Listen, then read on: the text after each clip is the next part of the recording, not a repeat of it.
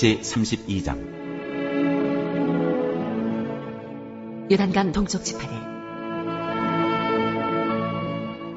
르우벤 자손과 갓 자손에게는 가축대가 셀 수 없을 만큼 많았다. 그들이 야셀 땅과 길르앗 땅을 둘러보니 가축대를 놓아 먹이기에는 아주 적절한 곳이었다. 그리하여 갓 자손과 르우벤 자손은 모세와 제사장 엘르아살과 회중 대표들을 찾아가 요청하였다. 아다롯과 디본과 야셀과 니무라와 헤스본과 엘르알레와 스밤과 느보와 부오는 주님께서 이스라엘 모든 자손 앞에서 정복하신 땅으로서 가축대가 많은 우리에게는 목축하기에 알맞은 곳입니다. 우리를 좋게 여기신다면 이 땅을 우리에게 주셔서 우리의 차지가 되게 하시고 우리는 요단강을 건너가지 않도록 하여 주시기를 바랍니다. 모세가 갓 자손과 르우벤 자손에게 말하였다. 당신들의 동족 이스라엘은 전쟁하러 나가는데 당신들만은 여기에 머물러 살겠다는 말이요. 이스라엘 자손이 주님께서 주신 땅으로 가려고 하는데 어찌하여 당신들은 동족의 사기를 꺾으시오. 내가 가데스 바네아에서 당신들의 아버지들더러 그 땅을 살펴보고 오라고 하였을 때 당신들의 아버지들도 그렇게 하였소. 그들은 기껏 에스골 골짜기까지 올라가서 그 땅을 둘러보고 와서는 이스라엘 자손의 사기를 떨어뜨려 주님께서 주신 그 땅으로 들어갈 수 없게 하였소. 그리하여 그날 주님께서 진노하셔서 이렇게 맹세하셨소. 그들이 나를 철저히 따르지 아니하니 이집트에서 나온 이들 가운데서 지금 20살이 된 사람으로부터 시작하여 그 위로는 어느 누구도 내가 아브라함과 이삭과 야곱에게 주기로 맹세한 그 땅을 볼 수 없을 것이다. 다만 그나스 사람 여분네 아들 갈렙과 눈의 아들 여호수아는 나 주를 철저히 따랐으므로 예외이다. 주님께서는 이렇게 이스라엘에게 진노하셔서 주님께서 보시는 앞에서 못된 짓을 한 그 세대 전체가 다 죽을 때까지 40년 동안이나 그들을 광야에서 떠돌게 하셨소. 그런데 이제 당신들마저 당신들 아버지들을 따라서 같은 무리의 죄인들이 되어 주님께서 이스라엘에게 더욱더 진노하시게 하셨소. 당신들이 주님을 따르지 않고 돌아선다면 주님께서는 다시 이 모든 백성을 광야에 버려두실 것이요. 우리 백성 모두가 멸망하면 그것이 바로 당신들 때문인 줄 아시오.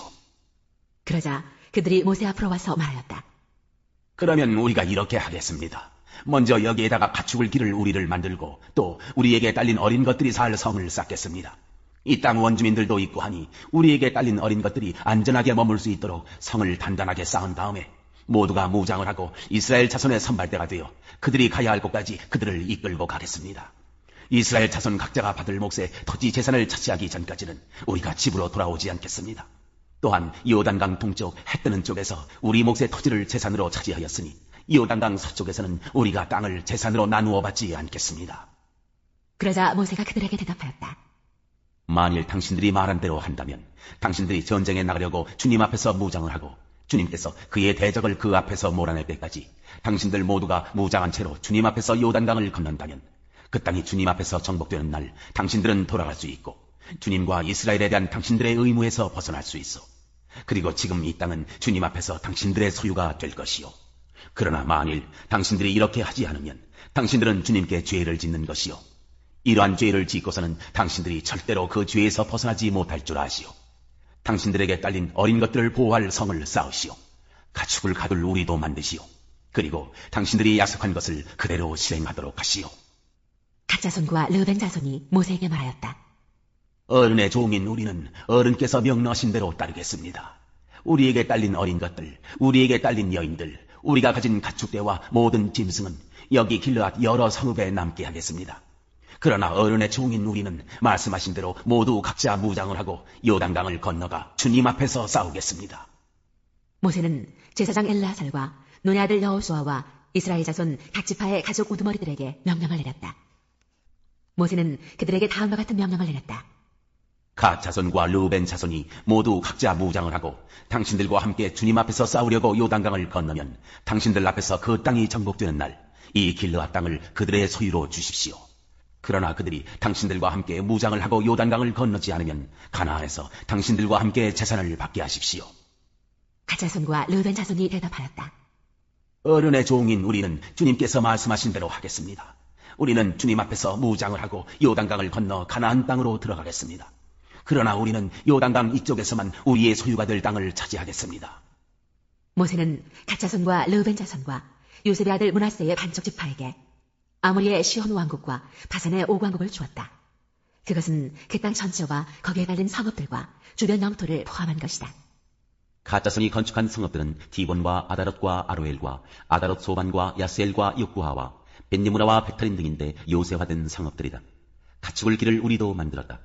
루벤 자손이 건축한 성읍은 헤스본과 엘랄레와 기랴다임과 느보와 나중에 이름이 바뀐 바알모온과 심마 성읍 등이다. 그들은 성을 다 쌓은 다음에 그들이 세운 성읍들의 새 이름을 붙였다. 므낫세의 아들 마길의 자손들은 길라스로 갔다. 거기에 있던 아모리 사람을 더러는 사로잡고 더러는 내쫓았다. 그리하여 모세가 길랏을 므낫세의 아들 마길에게 주었으며 그들은 거기서 정착하였다. 므낫세의 아들 야일은 정착할 곳을 차지하고서 그곳을 하봇 야일이라고 불렀다. 노바는 그낫과 그 주변의 주민들을 정복하고 자기 이름을 따서 그곳을 노바라고 하였다.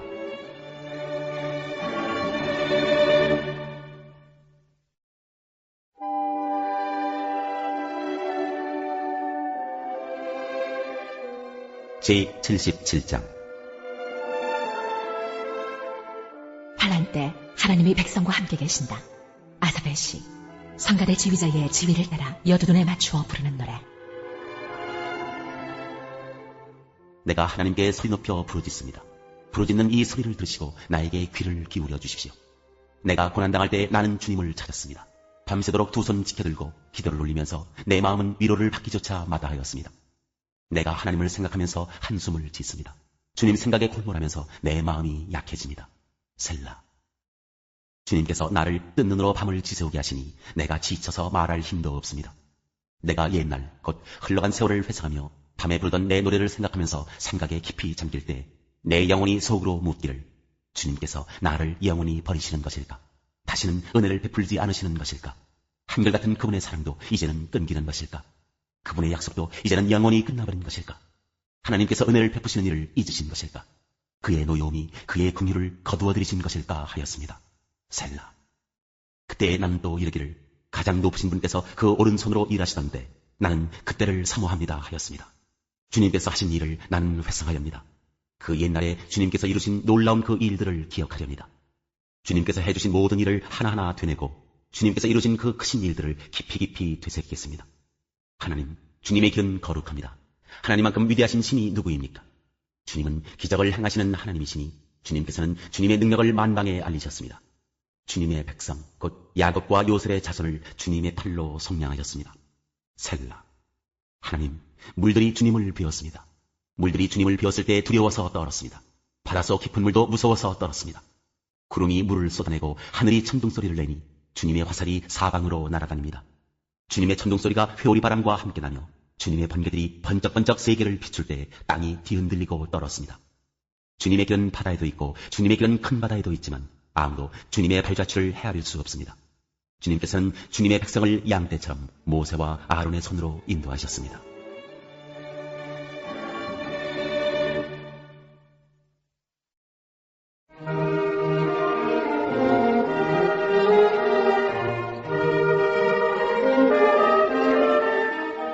제24장 주님께서 땅을 벌하실 것이다.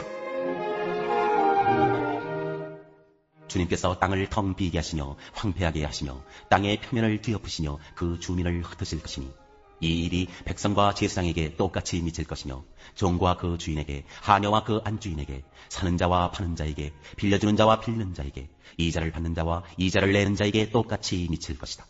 땅이 완전히 텅 비며 완전히 황무하게 될 것이다. 주님께서 그렇게 된다고 선언하셨기 때문이다. 땅이 메마르고 시든다. 세상이 생기가 없고 시든다. 땅에서 높은 자리를 차지한 자들도 생기가 없다.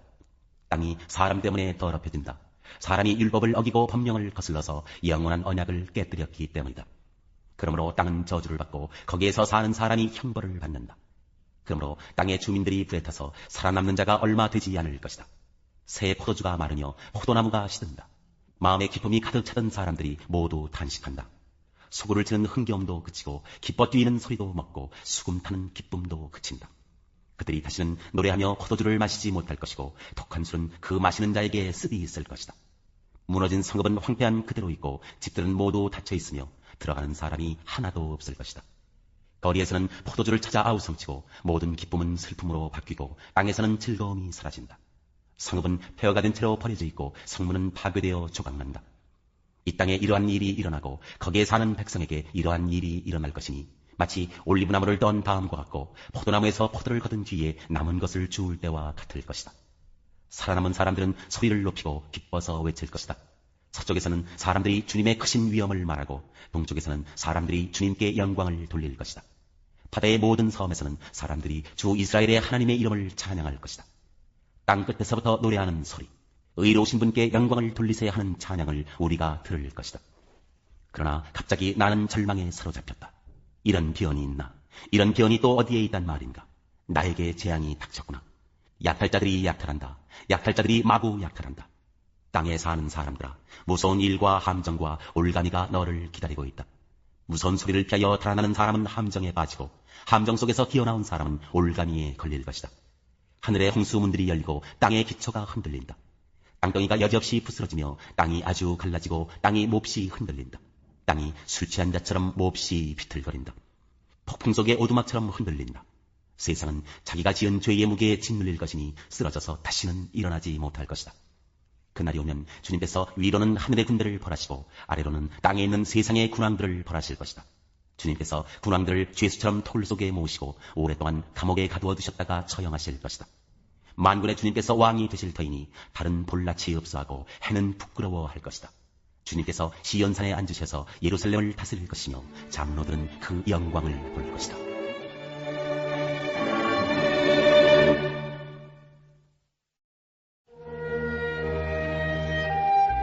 제2장. 그리스도는 우리의 중보자. 나의 자녀 여러분, 내가 여러분에게 이렇게 쓰는 것은 여러분으로 하여금 죄를 짓지 않도록 하려는 것입니다. 누가 죄를 짓더라도 아버지 앞에서 변호해 주시는 분이 우리에게 계시는데 곧 의로우신 예수 그리스도이십니다. 그는 우리 죄를 위한 화목제물이시니 우리 죄만 위한 것이 아니라 온 세상을 위한 것입니다. 우리가 하나님의 계명을 지키면 이것으로 우리가 하나님을 참으로 알고 있음을 알게 됩니다. 하나님을 알고 있다고 하면서 하나님의 계명을 지키지 아니하는 사람은 거짓말쟁이요, 그 사람 속에는 진리가 없습니다. 그러나 누구든지 하나님의 말씀을 지키면 그 사람 속에서는 하나님께 대한 사랑이 참으로 완성됩니다. 이것으로 우리가 하나님 안에 있음을 압니다. 하나님 안에 있다고 하는 사람은 자기도 그리스도께서 사신 것과 같이 마땅히 그렇게 살아가야 합니다. 새 계명. 사랑하는 여러분, 내가 여러분에게 써보내는 것은 새 계명이 아니라 여러분이 처음부터 가진 옛 계명입니다. 그 옛 계명은 여러분이 들은 그 말씀입니다. 나는 다시 여러분에게 새 계명을 써보냅니다. 이 새 계명은 하나님께도 참되고 여러분에게도 참됩니다. 어둠이 지나가고 참빛이 벌써 비치고 있기 때문입니다. 빛 가운데 있다고 말하면서 자기 형제 자매를 미워하는 사람은 아직도 어둠 속에 있습니다. 자기 형제 자매를 사랑하는 사람은 빛 가운데 머물러 있으니 그 사람 앞에는 올무가 없습니다. 자기 형제 자매를 미워하는 사람은 어둠 속에 있고 어둠 속을 걷고 있으니 자기가 어디로 가는지를 알지 못합니다. 어둠이 그의 눈을 가렸기 때문입니다. 자녀되니 여러분, 내가 여러분에게 이 글을 쓰는 까닭은 그의 이름으로 여러분의 죄가 용서함을 받았기 때문입니다. 아버지 되니 여러분, 내가 여러분에게 이 글을 쓰는 까닭은 여러분이 태초부터 계신 분을 알고 있기 때문입니다. 젊은이 여러분, 내가 여러분에게 이 글을 쓰는 까닭은 여러분이 이미 악한 자를 이겼기 때문입니다. 어린이 여러분, 내가 여러분에게 이 글을 쓰는 까닭은 여러분이 이미 하늘 아버지를 알고 있기 때문입니다. 아버지 되니 여러분, 내가 여러분에게 이 글을 쓰는 까닭은 여러분이 태초부터 계신 분을 알고 있기 때문입니다. 젊은이 여러분, 내가 여러분에게 이 글을 쓰는 까닭은 여러분이 강하고 하나님의 말씀이 여러분 속에 있어서 여러분이 그 악한 자를 이겼기 때문입니다. 여러분은 세상이나 세상에 있는 것들을 사랑하지 마십시오. 누가 세상을 사랑하면 그 사람 속에는 하늘 아버지에 대한 사랑이 없습니다.